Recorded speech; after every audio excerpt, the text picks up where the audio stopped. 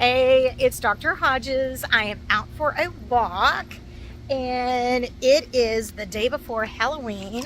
Not sure whenever this will get posted, but I'm hoping I can show you guys some of the really cool houses on my walk. Look at this place really quick. And then I'll talk about something that's probably going to annoy everybody, but I don't care. But first, cool Halloween house. Check this out. Oh my goodness, it is awesome. And a little FYI, this house gives out full-size candy bars. So believe me, this is usually the first house that we hit up. Okay, so that was the good. Let's talk about the bad and the annoying. You know what we're going to talk about today? Today we are going to talk about pot. And I know it is much, I'm here in Texas, and I think socially it is gained much more momentum. A lot of people don't see it as anything wrong. What you need to know is that, especially in the state of Texas, it's still illegal. I realize that there are a lot of states that people will use it for medicinal purposes. And even in some states, it's not illegal for you to have a certain amount on your person. But not even looking at the legal aspect, what I really want to talk about is the health aspect and the issues that it can cause, and dispel some myths, because there's a lot. And the reason why I'm making this video today is we were literally just talking, and when I say talk, I mean argue, about this in the OR today. So, you know, people have been smoking pot for ages, for decades. And I've always found it kind of interesting that apparently if you drink every day, that can cause issues. If you smoke cigarettes, we know if you do that every day, that can cause issues. Get cancer, that's not good.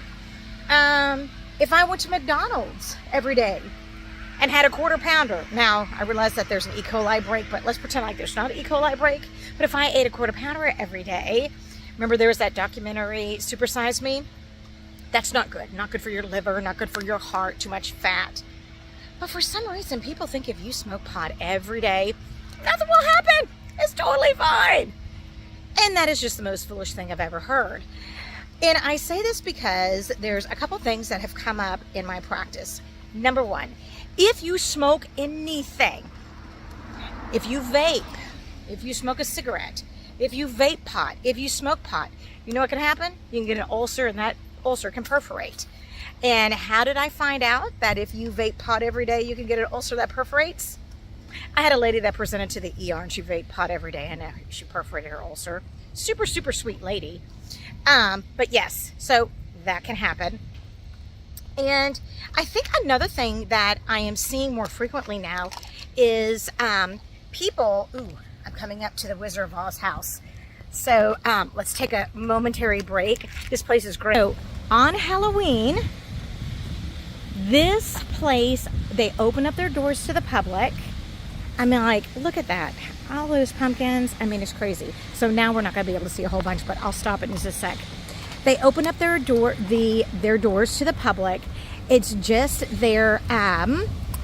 it's just, of course, the outside of their house, and it is completely decorated and done up for the Wizard of Oz. And then the family, they hand out, look at this, check out this.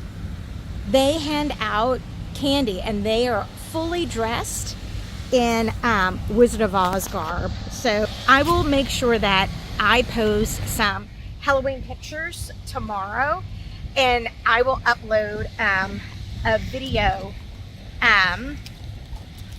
so that that shows it. I would show one that I took 2 years ago, but it has my daughter and one of my daughter's friends, and her daughter's mom doesn't like kids on the internet, and blah, blah, blah. Anyway, so I won't post that one, but I'll post a video of it tomorrow without any kids on it, and it's really, really cool.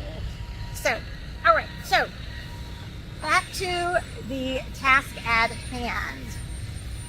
Hello. Let me put this on pause. I'm about to get run over. All right, so there we go, off the street. So besides your risk for developing an ulcer especially after you've had any kind of bariatric surgery, or honestly, any kind of surgery on your stomach where you might have a staple line. You can develop an ulcer, and there's always a risk that that ulcer could perforate. Another thing that we're seeing with patients that are using THC, and specifically if you're using it a lot, like every day, patients can get a profound nausea, and they can get a profound nausea, bloating, and then subsequent vomiting. And I talked to you about this with my CRNA. She, for a short time, she was living and working in California several years ago. She worked with a lot of GI doctors who put all their patients to sleep.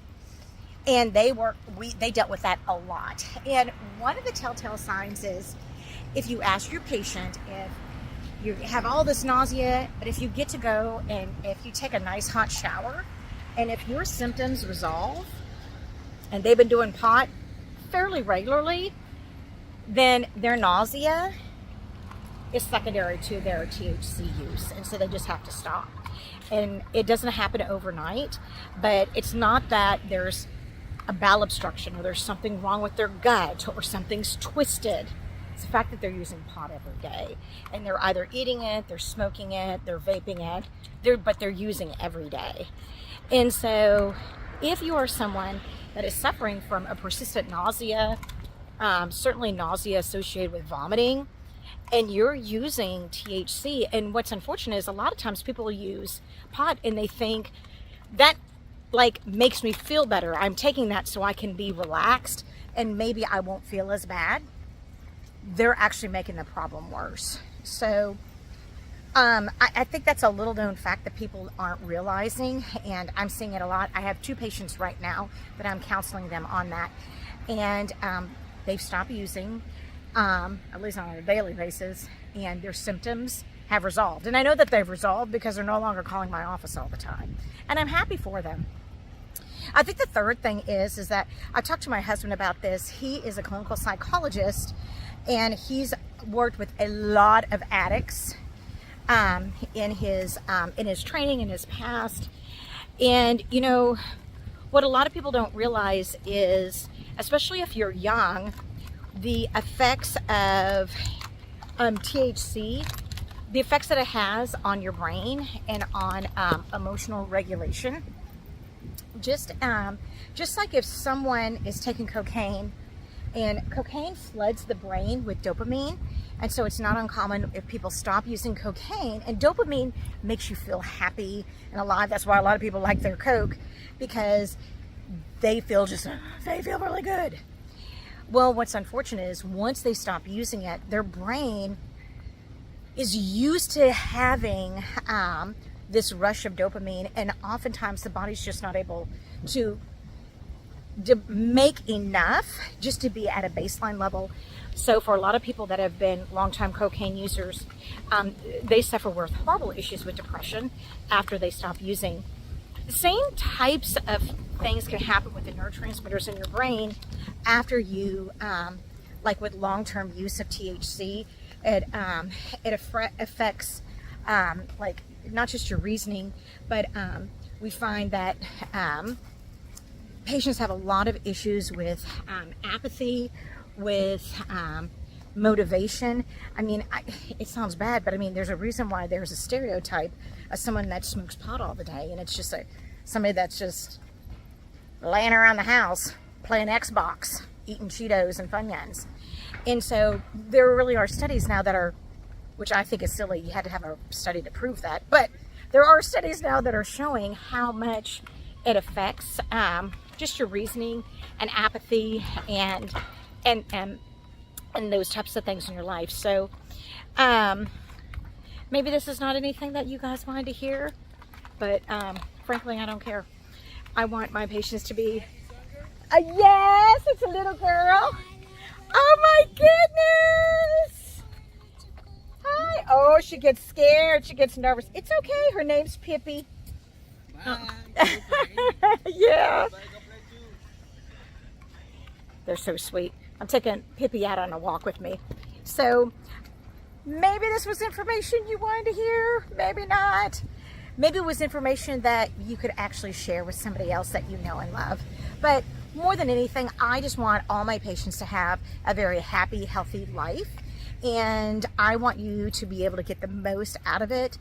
And certainly if there are things that you're doing that you think might be helping, or at best or at worst you think they're not hurting and they are, I certainly think I need to be able to inform you and give you that information.